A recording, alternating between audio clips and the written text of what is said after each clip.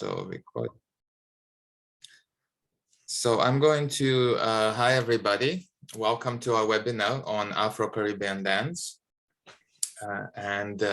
Today with me we have the wonderful Franck Muhel, who is going to have a little discussion with me about the different types of dances, the history, and the current trends. As we're doing that, we're going to have a discussion later on some of the topics we bring up, as well as on anything that comes up maybe from the participants. So to begin, I'm going to give a little outline as we go along, and then we will discuss some of the topics. So let me just share my screen. We'll bring this up.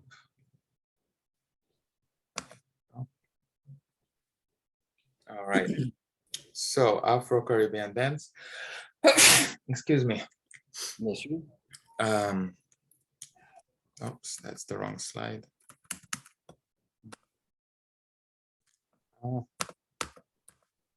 Slide. Oh. Hold on. Let me try this one more time. Yep. Sharing. No matter how many times I do this, it's always a little bit of a struggle. Here we go. Share. Slideshow. All right, so Afro Caribbean and Latin dance. So we're going to spend 5 minutes just to introduce ourselves. Then Franck is going to talk about Afro Caribbean dance traditions, and then I will speak a little bit about Afro Cuban and Latin dance. And then finally, we're going to have a discussion and questions about that, as well as some current trends in Afro Caribbean dance. Just to introduce Franck, he was a principal dancer with Eddie Torres, the Mambo King, and performed and choreographed with internationally acclaimed orchestras, including Eddie Torres, Mambo Kings Orchestra, Mitch Frohman Latin Jazz Quartet, Mambo Legends, Eddie Montalvo Band, Bobby Sanabria, and more. Franck was also in the film In the Heights that was shot recently, and teaches Afro Caribbean dance in the Ballet des Amériques. Without further ado, I'm going to let Franck speak a little bit about his experience in the Afro Caribbean dance and his take on those traditions. So, Franck, it's all yours now. All right, so I want to say thank you so much, David.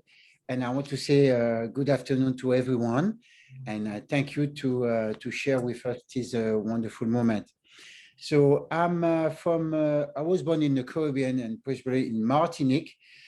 Martinique is located in the Caribbean between St. Lucia and Dominica. It's a French island.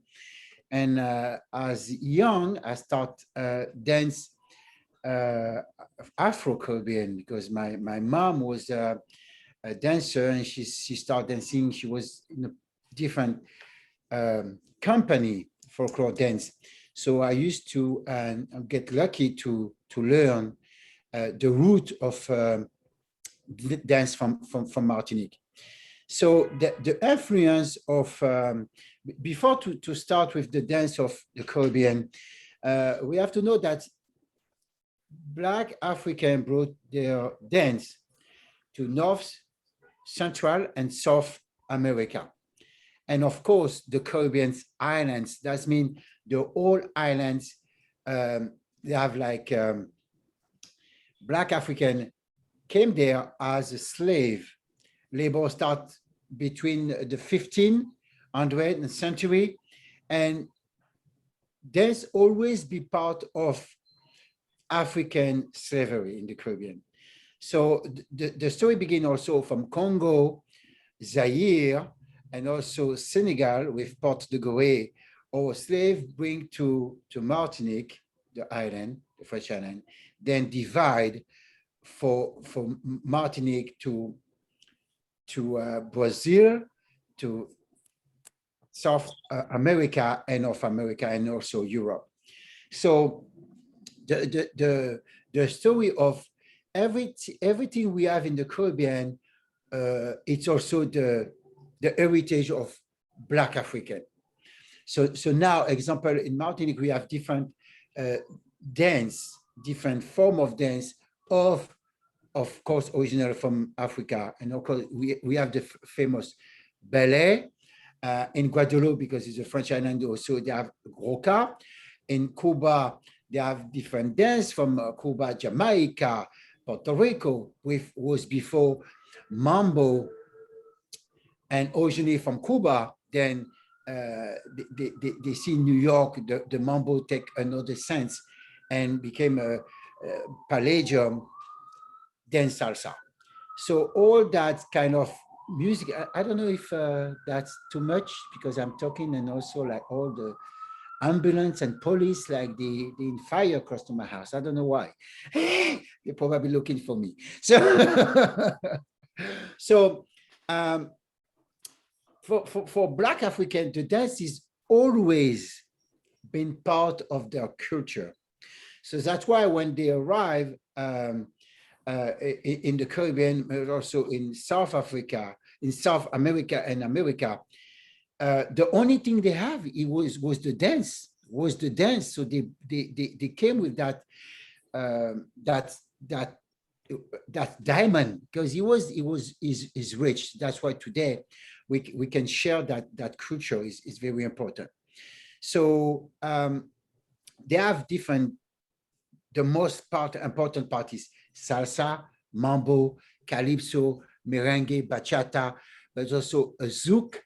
So all that kind of dance, they are from the Caribbean to America and to the world. But also the influence of colonialism bring the sense of Autriche, France, the haute bourgeoisie. So of course, slavery was watching colonialists dancing. So and they adapt the dance because they have to be part of it. So it was that culture that today we have that rumba for the ballroom dance.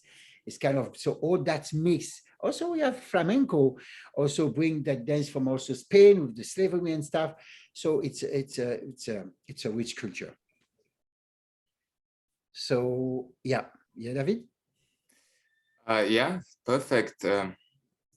So a lot of these dances came through the colonial roots. Again, I want to share some particular ones. In fact, the ones that became ballroom as they went along. Again, I'm gonna do a little screen share so that we can have a bit of a picture of that. So let me share my screen. Yeah. And then slideshow. So here we go. So in particular, so what we have in Latin dance, I wanted to mention the rumba, the cha-cha-cha, the samba, which is related to the waltz, interestingly, Mambo Salsa and Argentine Tango, as well as Bachata and the Bachata Sensual that came later on. So in terms of the rumba and son, the relationship is that, in essence, to make the story brief, the European dance masters went to Latin America, and then as they learned some of the dances there, they watched the local dancers perform. They saw a few versions of what rumba was, which is 3 different types of dances that exist in Cuba, at least, which I'll show you a couple. I'll show you one at least in comparison to the ballroom rumba in a second. But what happened in essence, that they saw something that resembles the son, or one version of the son, which is more like a box step rumba. And then as they saw that, they mixed up the name with the rumba, which was the other dances to do more.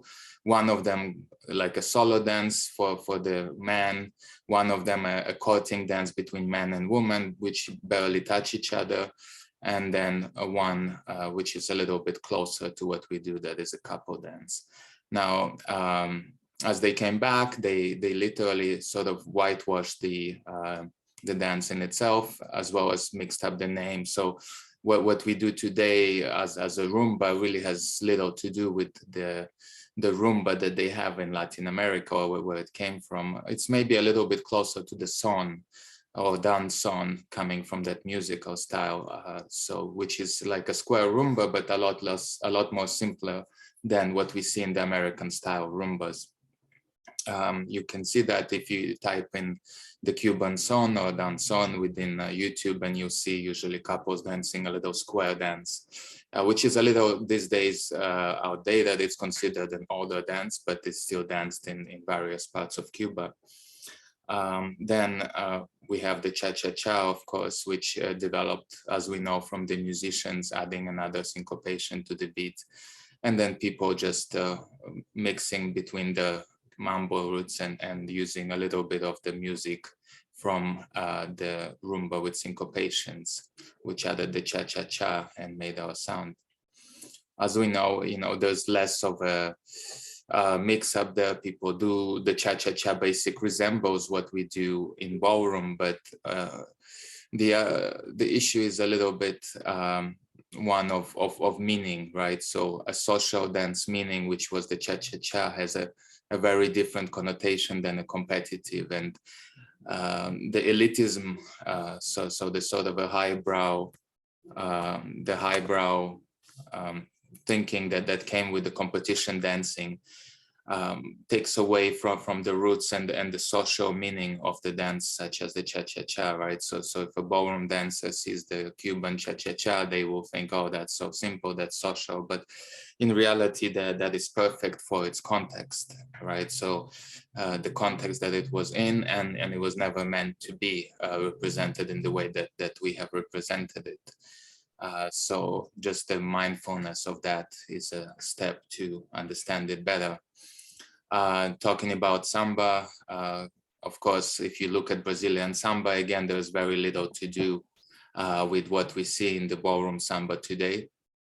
It is a dance that developed largely from steps from the ballroom curriculum, right? So in the Brazilian samba, we only perhaps have the batucadas and a few more steps, maybe like a fast version of the botafogos and so on, that actually are danced in the Brazilian samba with a lot of body isolations and movement of the arms that are a lot freer.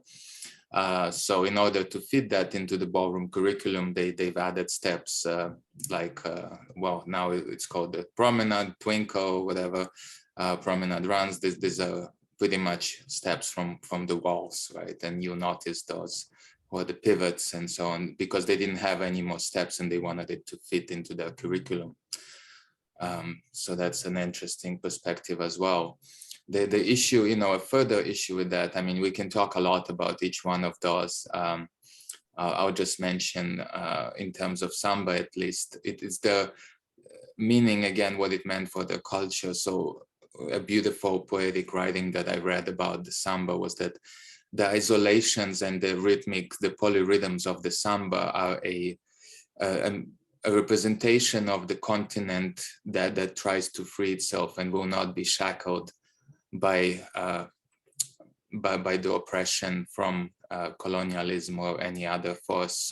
So through the polyrhythms and the movements of the feet of the Brazilian samba dancer, they are showing the freedom, the resistance to all the containment that was put on it. And that containment is again representative in some of the more upright postures, in the more controlled hip actions, in the ballroom versions of those dances. And it's a metaphorical, but I found it to be a really beautiful reflection on how dancing embodies the cultural aspect of the land and the people in its movement. So we can speak about this further, but I want to move on now to Mambo Salsa. First, I want to recommend a book just recently came out by a colleague of mine, Juliet McMains. It's called Spinning from Mambo into Salsa. And that's about the history of how Mambo was commodified and became salsa through the New York, through LA and other cities in America, and by a lot of the dancers trying to adjust to the commercialization of the cultural artifact.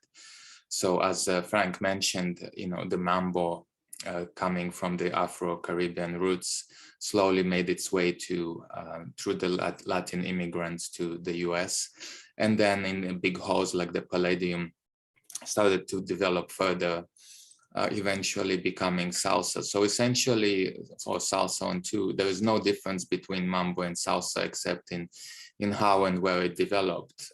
So the music itself is what made it. So musicians from Latin origin, Dominican origins during World War I served together with African American soldiers, and those played the jazz, so the Afro jazz beats, and then it combined with the Latin jazz beats, and that's how the mambo music was produced. I found that's again like a really beautiful piece of information. So if you imagine all the wartime bands and how they, imagine those musicians of those two different origins playing together and developing this sound that became a hit, within the next 20 years, right? So right after the war, coming with this new sound, eventually creating this dance that was neither the true African dance, neither really a European dance, right? So mambo is a hybrid of those sounds and of those traditions, and from which the salsa eventually developed through salsa, you can't pinpoint its origins per se. So because it comes from different countries in Latin America, and everyone wants to claim its origin if you ask them.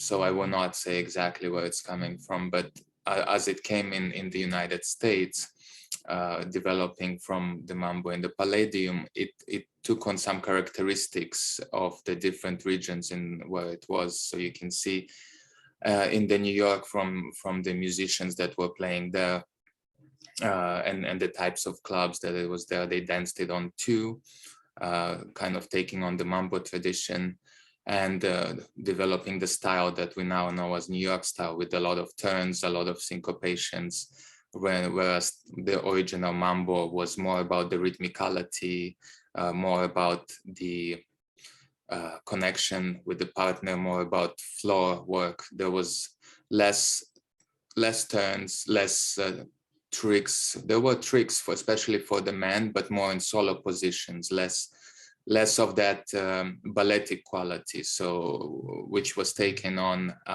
as a result of looking into ballroom, or as a result of former mambo performances. So the performative dances, in order to get more audiences, started to add different elements of lifts and shines and so on in order to make it more appealing, which essentially also created the commercialization, which often drives the development of these dances. So meaning whatever sells through that. So in order to sell it for television, in order to sell it for big performances, we had to add different movements and different types of variations that could be appealing to those audiences.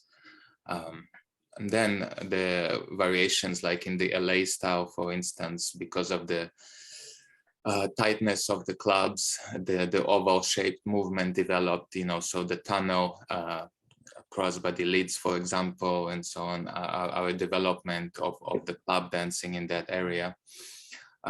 Further on, if you look at the Cuban, still today, because it was danced on the streets, it has a more circular motion, more Afro-Cuban arm movements, so freer upper body and isolations. I don't want to take too long. I'm going to move on to the Argentine Tango. So the Argentine Tango in itself developed as a dance, as we know, or some of you might know, in the lower income neighborhoods of the Buenos Aires, where the immigrant workers danced in brothels, sometimes with the proper word is courtesans, I guess, but I guess they were pretty much prostitutes at that time, sex workers, and then sometimes dancing with each other in order to avoid the fight. If you look at the older movies like Valentino movies and so on, you can see the original tango dancing, which was very simple but very intense at the same time. And as it got commercialized, it moved through Europe to the halls of Paris, and it got so popular with the elites there that it eventually got resold to the elites of Argentina as a class, a higher class dance. I'm just gonna move this because I have a few more columns there. So this is the high and low brow movement and the depiction of the arts, kind of like what we think of right now as a theater versus like a popular film or something like that. So when the tango got resold, it got commodified, meaning the value of it was given a price, and we could argue that it was taken away from the lower classes at the same time as their heritage, because they never got much out of it. Although slowly, like with salsa now, those dancers who are the dance masters and practitioners are reclaiming the dance through their own studios, their own practices, and which are not associated with, let's say, ballroom, or not associated with the concert halls that are marketed by the Europeans market in the same way. Sort of like Franck is making some performances by himself, and they are not directly financed or taken by the same, let's say, a big ballet hall or certain associations like dance sport associations that would commodify that. I'll give you an example. Recently, Dance Sport Association, like the biggest one, WDSF, took over the breaking, the junior breaking, to bring it to the Olympics. But very few actual main breakers were consulted with that. We took over country, we took over, salsa originally. So in that way, like this industry consumes the authentic dances, and we just would want to think about how we would want to. That's right, yeah. So Edward is saying that in 2 weeks we're going to talk about breakdancing and how it got consumed by dance sport. Edward is a great breakdancer, and yeah, I can't wait for that conversation. So how this machine of the consumerism and how ballroom adapted to it, and basically took over many of the smaller or the same dances that gave birth to itself. Same thing, just a brief note on bachata, that, I remember 20 years ago, I danced bachata in a club, and it was nothing like what we see today. So the bachata, much love, you too. Sorry, I'm answering the chat at the same time. So the bachata was a much more personal, intimate dance between two people, and now it has become commercialized and commodified to be this great machine that is being loved by the audiences, not only Latin but also of American and European origin. And I think it's really interesting because it shows how, in some ways, the teachers and the populations who are teaching that got adopted to this, but in another way, how still the same machine continues just adapting to whatever culture is throwing at it. So let me just quickly maybe show you a little piece of the difference between Cuban rumba and ballroom rumba, and then we can have a discussion. So this is a Cuban rumba. I'll try to put this here. I hope we can see a little bit. Oops. Oops.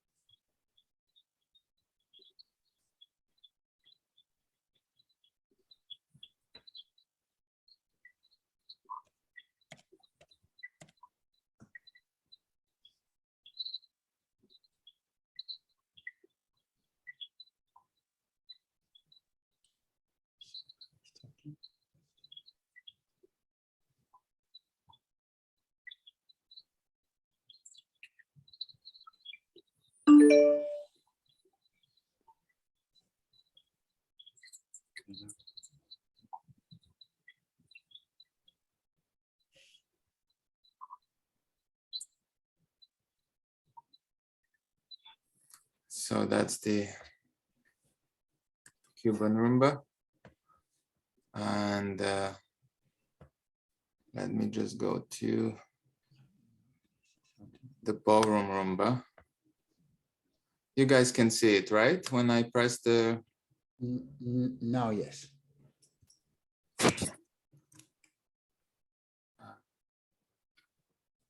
No. Can you see the YouTube version? No. Oh, you couldn't see it? No. Oh, so when I was playing the music, you guys didn't see it? No. We heard You something. see the slides. You don't see any videos. Oh, I'm so sorry. I thought that was visible. I think I need to share the whatever I'm sharing. So I will share the Cuban one in a minute. But so share the whole screen, I think is the solution. Screen. Share. Okay, yeah. Now you should see the YouTube, yes? Yes. Okay.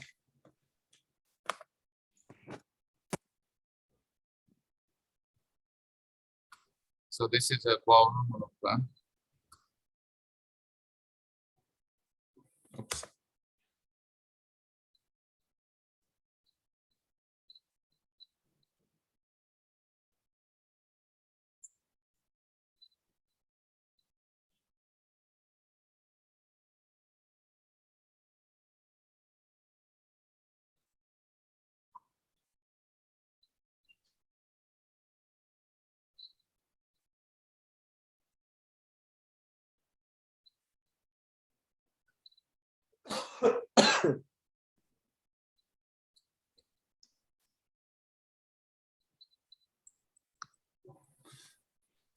So that you get the idea.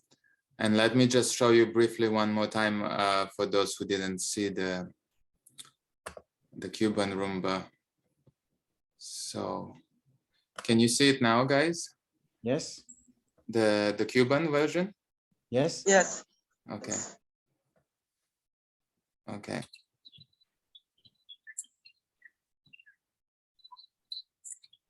They're leaving.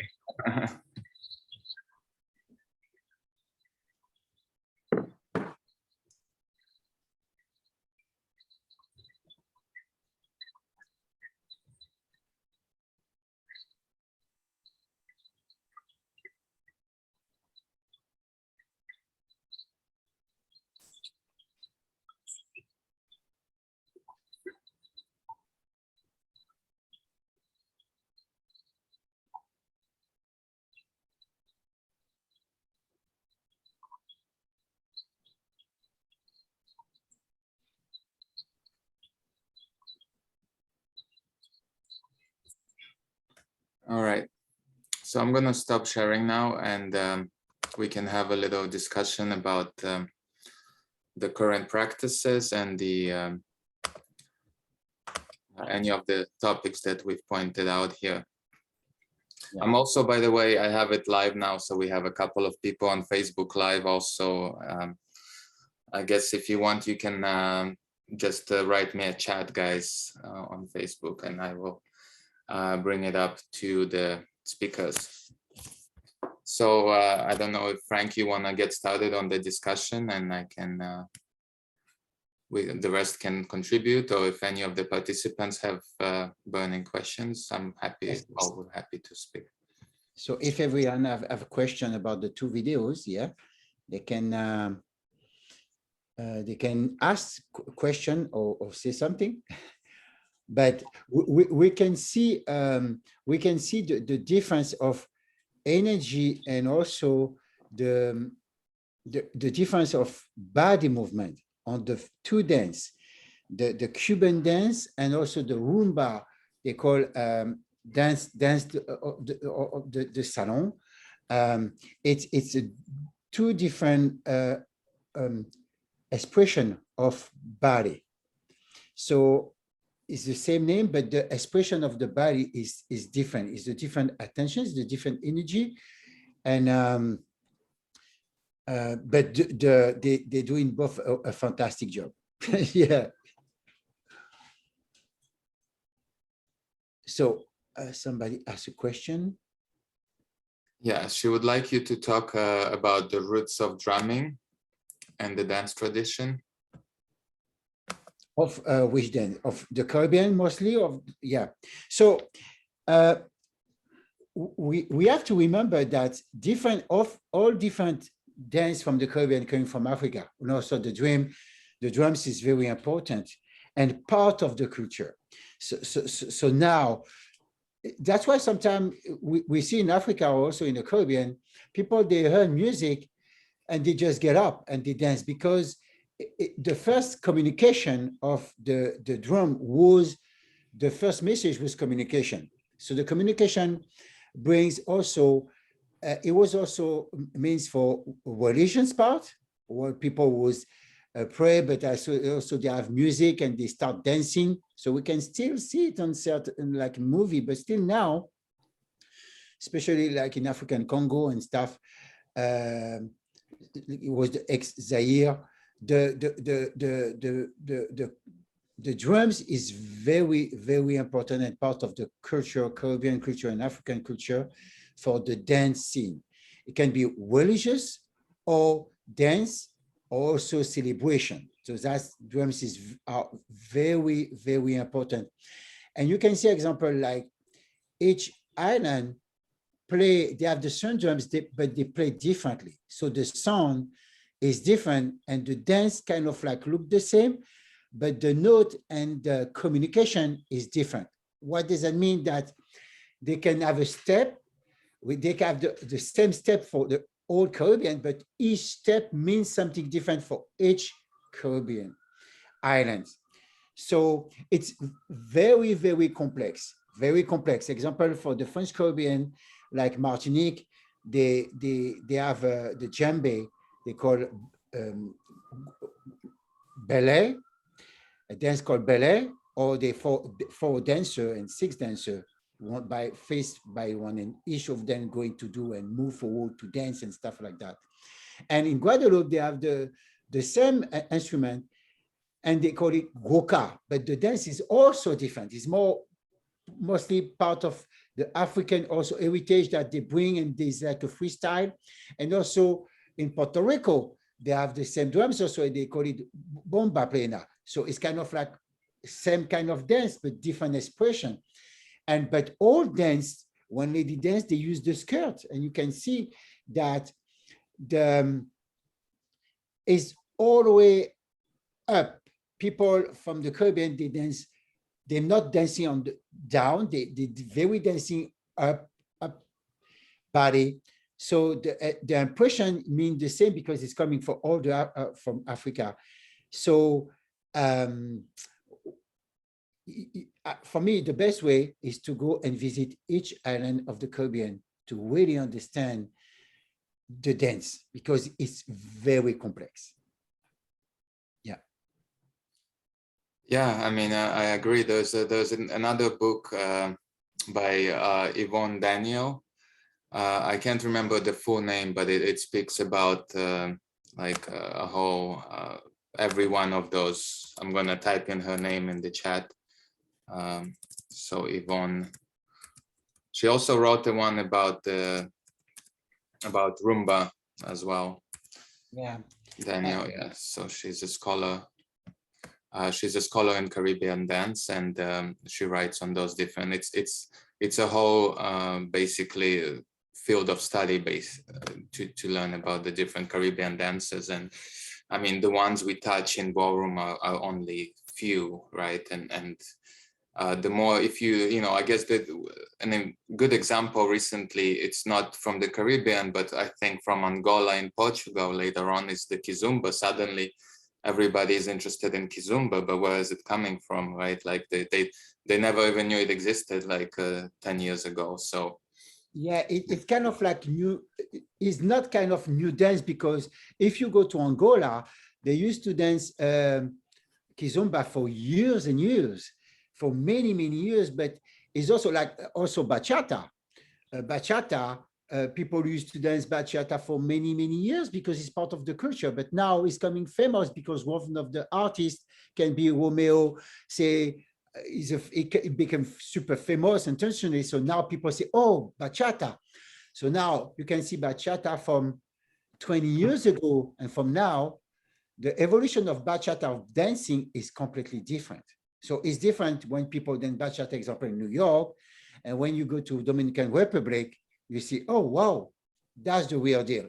Example, when you go to, example, to Martinique and Guadeloupe, and people dance zouk, and you see people dancing zouk somewhere else, it's kind of like different. But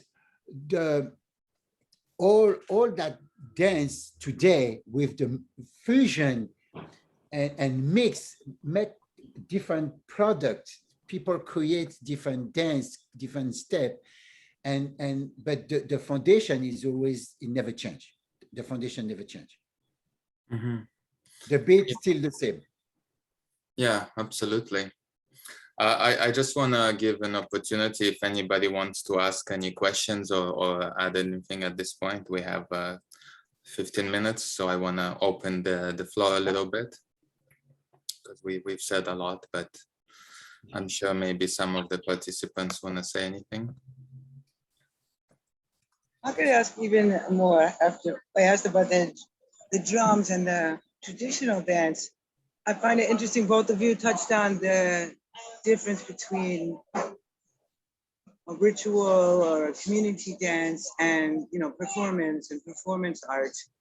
And I was wondering what you would say about how people keep traditions alive in the grassroots, like we saw in the video also, or how things evolve for different kinds of audiences.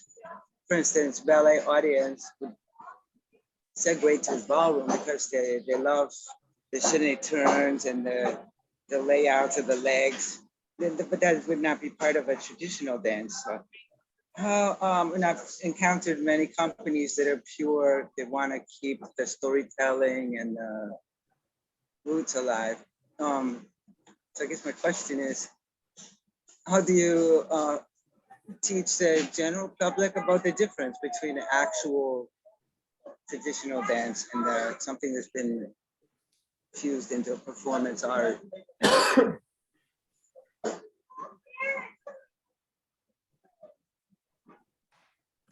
Frank?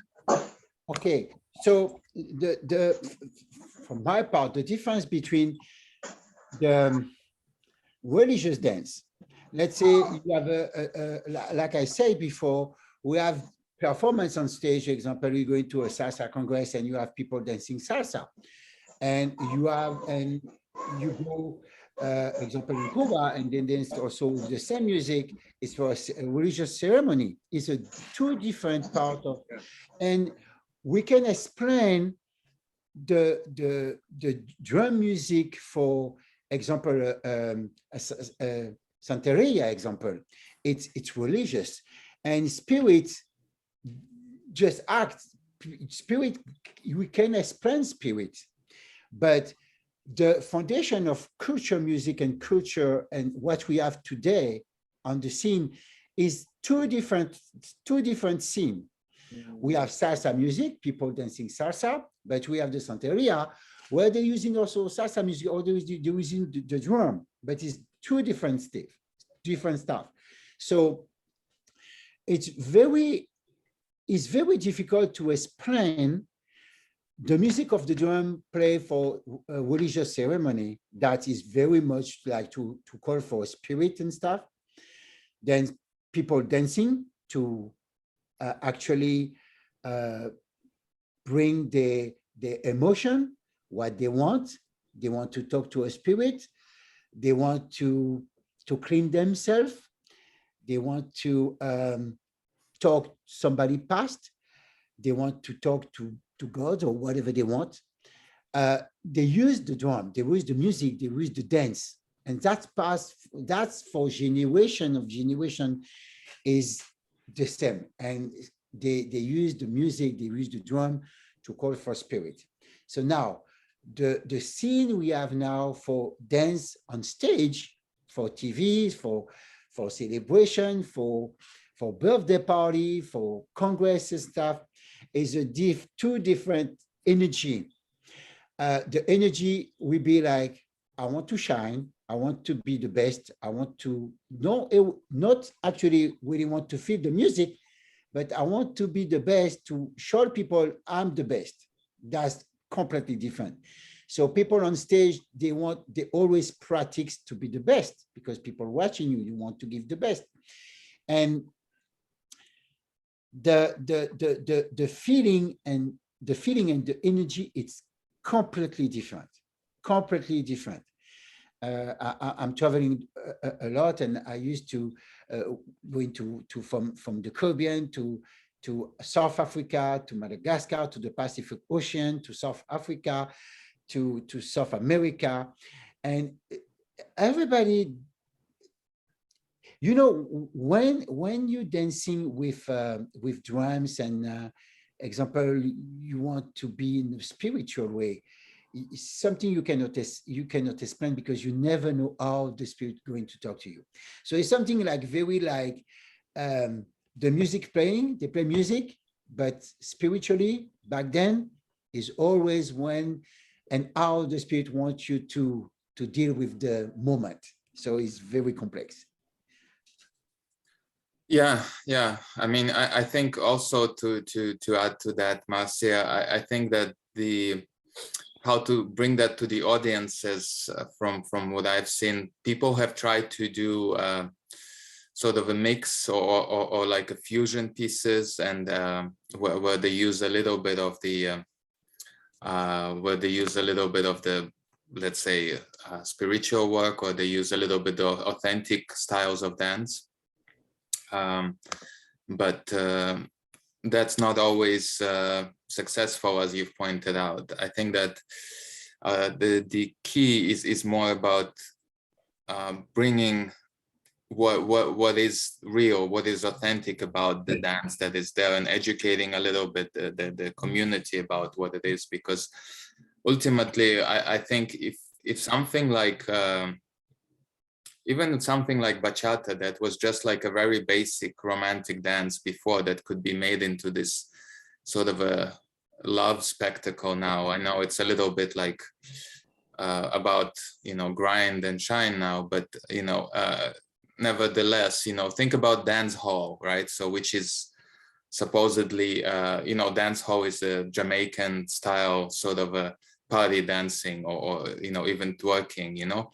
In some ways it's very crude, in some ways it's like not to do with performative arts, but first of all, it's pretty hard. And when now people are waking up to the fact, you know, that it's hard and it's interesting, they're waking up to their sexuality, that, you know, it's okay maybe to express it in a public setting. And three, it's in opposition to something that we have had, to those values of being stuck up, being a certain elitist in how we move. So gestural communication, which dance exaggerates, is expressive of the values of the society. So when you put something on its head, like even like how breaking put, you know, the pirouette on its head, even if you have to make it like first you have to fight for it, and then you have to make it like a spectacle. The battle in itself, the change in perception is what's important. So I think the simple answer is those practices need to be shown, publicized, and the history will come with it. Maybe you might need to make it a little bit more slick, a little bit more performative, but that's how values make their way into common knowledge, right? Like it's little by little, you know, you give a little bit of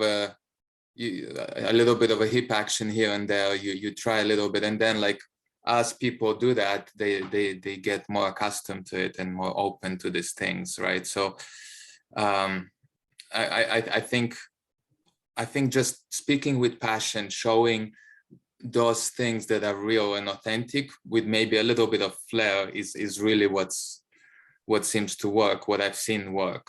rather than completely fusing it, because then it's neither here nor there. I don't know if that answered your question, but we tried. Oh, thank you very much. Yeah, appreciate that. Well, yeah, being a child of the 50s, I was at the university, and my first teacher was Percival Board, whose wife was on tour with Earl Primus, and they were bringing like Afro Caribbean dance around, making it popular in the United States. But then, like David, you just mentioned that they kind of shined it up a little, really nice costumes, but they kept the drums and the tradition and educating people about it. And this is the same as you probably know, Frank, like in Trinidad or the other islands, that drums and dancing were outlawed by the colonial powers. In the 70s, there was a big revival of bringing back their music and their dances. I think. Yeah, I think ultimately, and I think that speaks to your question, Edward, as well. And I think maybe Frank can add to it if you have anything to add, because it was addressed to Frank. But how do we keep things cultural? I think it's a question of, okay, if we speak completely realistically, it has to be endorsed by someone who is valuable in the current community of people. So for example, I'm working right now for a company that has Max and Val from Dancing with the Stars.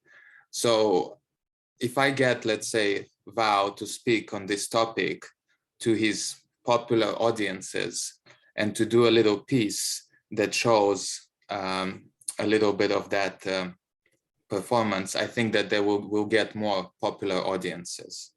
It's as simple as that. Or if we have some kind of a music that the masses like, and then we add this dance into that music video, automatically there will be a ripple effect where they will start to be interested in that. And then through that, we can try to educate them once they're already hooked, right? Like it's an economic reality of things, right? So people are very allured by appeal, right? They want to see a celebrity, a champion, or whatever to speak to them about certain things, and which is part of the reason why I'm trying to like now be networking through some of these circles to get these people to understand it and speak for it. So maybe one day the whole community will get there. Yeah, and also to keep the cultural like alive is, you know, always back to the real deal, always back to the basic step, always back. We want to transform stuff. We want to transform, example, like a step or a dance or music. We cannot transform it because it is what it is. Example, for different dance, because I'm teaching Afro Caribbean, and we can put more energy on something, but we cannot change it, because it's not because we're moving forward that we have to change things that's already very, very nice. So what we have to do, we have to go back to the basic step. Example for the Mambo as 30 years ago from today is completely different. What people is doing now, and from the Mambo 30 years ago, it's absolutely different. And music is still the same, but people want to transform because evolution make people think they can change things, especially when it's about culture. But we just have to keep on the basic step. Basic step is the key of everything. From the basic step, you can have your evolution, but you have the real basic step, and not like like many foundation, and your building is like upside down. So exactly. The foundation is the key. It's the key, because sometimes a lot of people also I see dancing like Rumba, or they try to do Orisha dance, and they use step, but they don't know even what does that mean. But in the spiritual way, that step means something that maybe you cannot do like that. So, and also people have to travel. You have to travel. If you like, example, bachata, you like bachata and you don't want to go to Dominican Republic. So you're missing your culture, you're missing something. You have to go to see how people dance, how people really enjoy it, to feel in it. So you have to. And example, when I like a dance, a music, and I want to work on it, I'm traveling, I'm going there, and I'm sitting, I'm watching people, and that's how you get inspired. You don't watch YouTube and learn from home. No, you have to go there because everything is there. The spirit, the people exchange is very important for culture. Is to that's why people used to use the conch before to talk, but they have to go to see what's going on. So you have to travel, and the foundation of everything is to meet people. That's the foundation. I love that.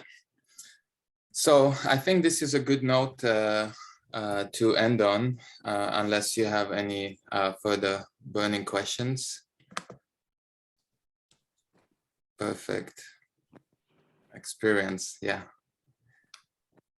So yeah, thank you guys for coming in. We'll continue this discussion partly when we talk about breakdancing, and in some of the other webinars. We hope you will join us for some of them. If you register, you will also get the recording. If you don't, or if you haven't, just send me a message and I will forward that to you as well.